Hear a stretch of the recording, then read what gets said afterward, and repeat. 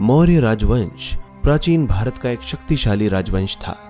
मौर्य राजवंश ने 137 साल तक भारत पर राज किया। इसकी स्थापना का श्रेय चंद्रगुप्त मौर्य और उसके मंत्री कौटिल्य को दिया जाता है।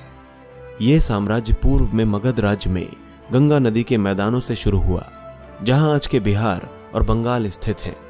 इसकी राजधानी पाटलिपुत्र थी, जिसे आज पटना के नाम से जाना जाता है।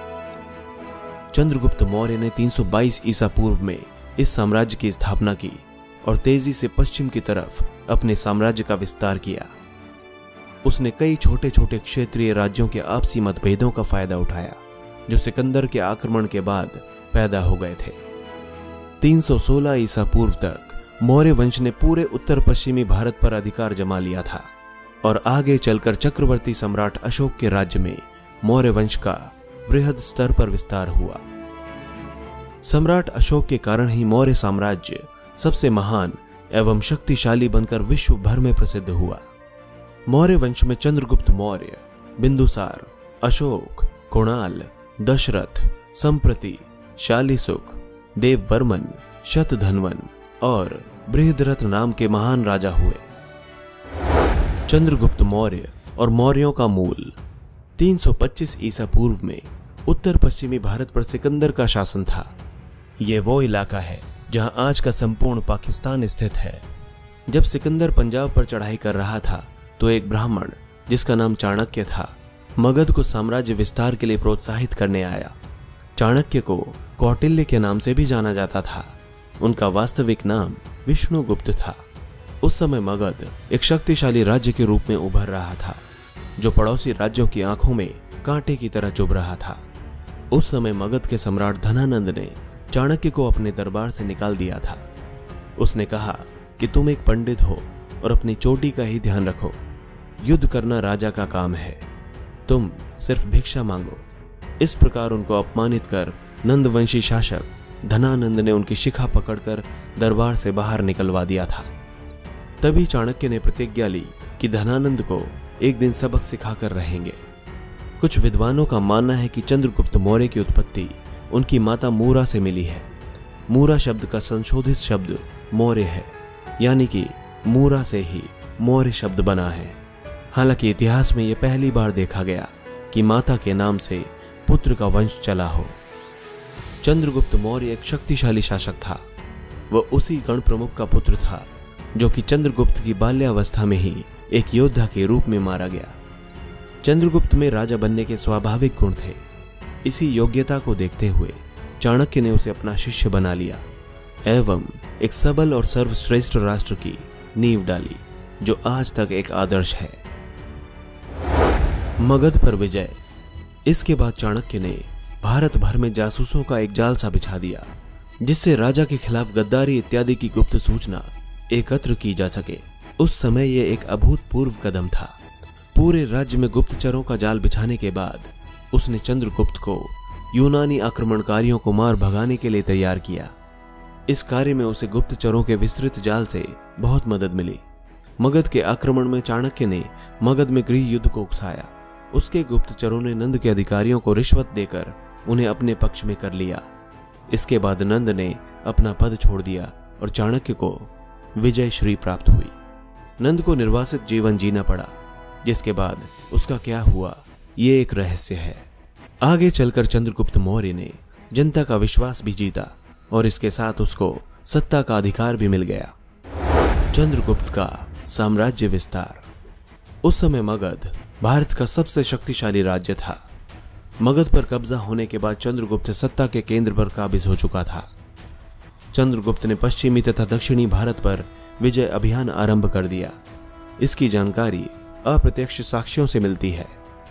रुद्रदामन के जूनागढ़ शिलालेख में लिखा है कि सिंचाई के लिए सुदर्शन झील पर एक बांध पुष्यगुप्त द्वारा बनाया गया था।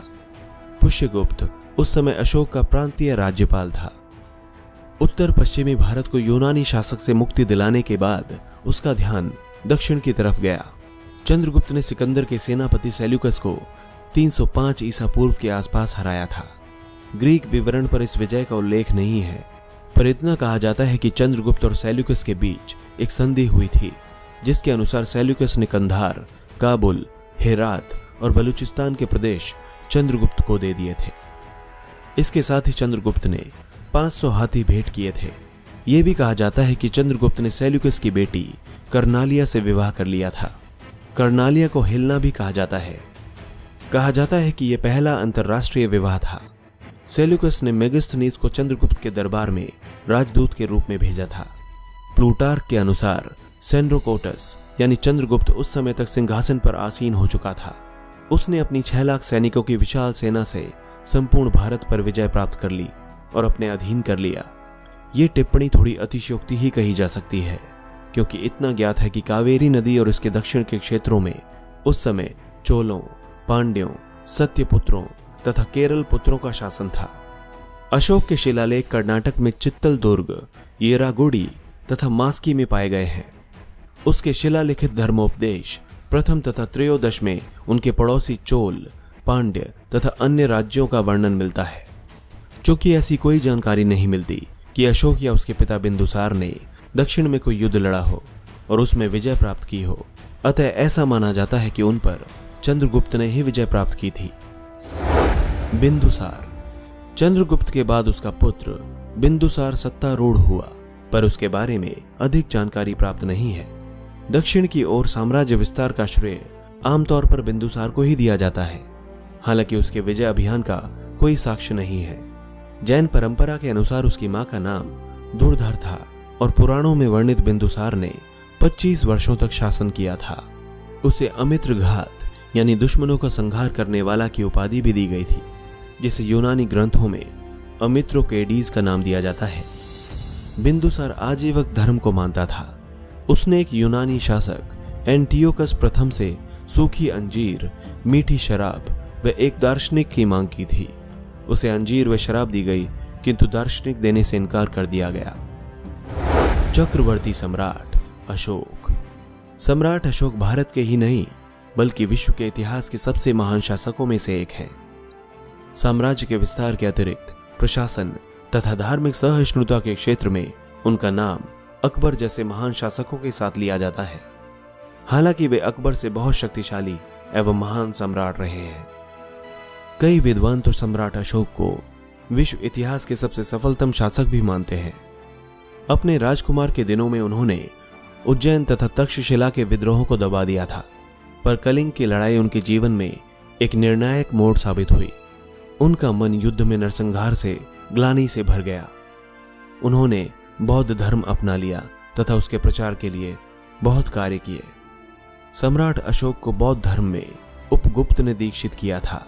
उन्होंने देवानाम प्रिय और प्रियदर्शी जैसी उपाधि धारण की। सम्राट अशोक के शिलालेख तथा शिलाओं पर उत्कीर्ण उपदेश भारतीय उपमहाद्वीप में जगह जगह पाए गए हैं। उसने धम्म का प्रचार करने के लिए विदेशों में भी अपने प्रचारक भेजे। जिन जिन देशों में प्रचारक भेजे गए उनमें सीरिया तथा पश्चिमी एशिया का एंटियोकस थियोस, मिस्र का टॉलमी फिलाडेलस, मकदूनिया का एंटिगोनस गोनातस, साइरीन का मेगास तथा एपायरस का अलेक्जेंडर शामिल थे।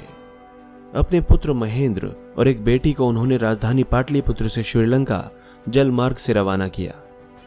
पटना यानी पाटलिपुत्र के ऐतिहासिक महेंद्र घाट का नाम उसी महेंद्र के नाम पर रखा गया है। युद्ध से मन ऊब जाने के बाद भी सम्राट अशोक ने एक बड़ी सेना को बनाए रखा था। ऐसा विदेशी आक्रमण से अपने साम्राज्य को बचाने के लिए आवश्यक था। दोस्तों, अगले भाग में हम मौर्य साम्राज्य के कुछ महत्वपूर्ण पहलुओं पर बात करेंगे, जैसे प्रशासन, आर्थिक स्थिति, धार्मिक स्थिति, सैन्य व्यवस्था और मौर्य साम्राज्य का पतन। तो इन सभी पहलुओं को जानने के लिए जरूर देखें मौर्य साम्राज्य का अगला भाग। दोस्तों, इसी तरह की इंटरेस्टिंग और इन्फॉर्मेटिव वीडियोस देखने के लिए हमारे चैनल हिस्टोरिक हिंदी को आज ही सब्सक्राइब करें और बेल आइकन को दबाना ना भूलें।